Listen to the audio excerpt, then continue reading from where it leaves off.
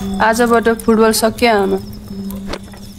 मेरो भाग्यमा छैन रहेछ फुटबल खेल्नु सो गाइज आज first day first show Angela film हेरेर आइसकेको छु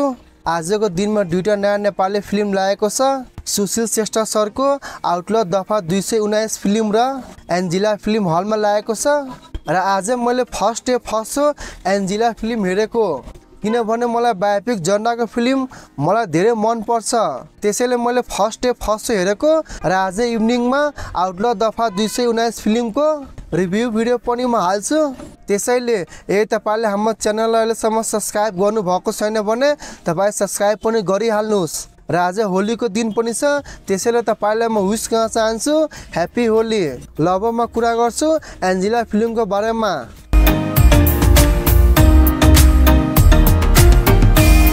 तपाईलाई मैले पछिल्लो भिडियोमा पनि भनिसकेको छु एन्जिला फिल्म एउटा बायोपिक जर्नाको फिल्म रहेको छ भन्नाले हाम्रो नेपालको महिला फुटबल टिमको गोलकिपर एन्जिला सुब्बाको जीवनीमाथि फिल्म आधारित रहेको छ र मुभीलाई एक लाइनमा रिभ्यू गर्नु परेमा फिल्म धेरै राम्रो बनेको छ र मैले यो कुरा पर्सनली पछिल्लो भिडियोमा पनि मैले भनेको थिएँ र तपाईले यस फिल्मभित्र लिड कास्टमा हेर्न पाउनुहुन्छ एन्जिला सुब्बा विजय बराल दाहाङ राय ल हामी फर्स्टमा कुरा गरौँ यो फिल्मको स्टोरीको बारेमा कुरा गर्नु परेमा तपाईलाई मैले भनिसकेको छु एन्जिला सुब्बाको जीवनीमाथि फिल्म आधारित रहेको छ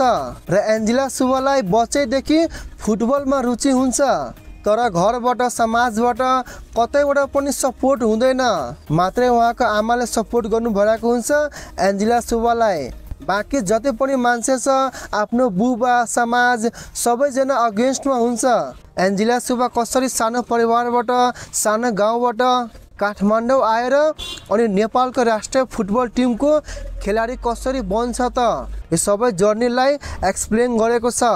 र तपाईले एन्जिला सुब्बाको स्ट्रगलिङ हेर्न पाउनुहुन्छ सक्सेस हेर्न पाउनुहुन्छ र हरेक मान्छेलाई एन्जिला फिल्मले धेरै इन्स्पायर गर्छ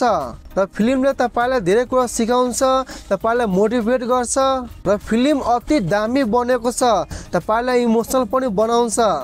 र एक्टिङको बारेमा कुरा गर्नु परेमा एक्टिङमा पनि सबैजनाले धेरै राम्रो एक्टिङ गर्नुभएको छ र हामीले यो पनि बिर्सनु हुँदैन एन्जिला सुब्बाले गजबको एक्टिङ गर्नुभएको छ अब लास्टमा भन्नु परेमा फिल्म धेरै राम्रो बनेको छ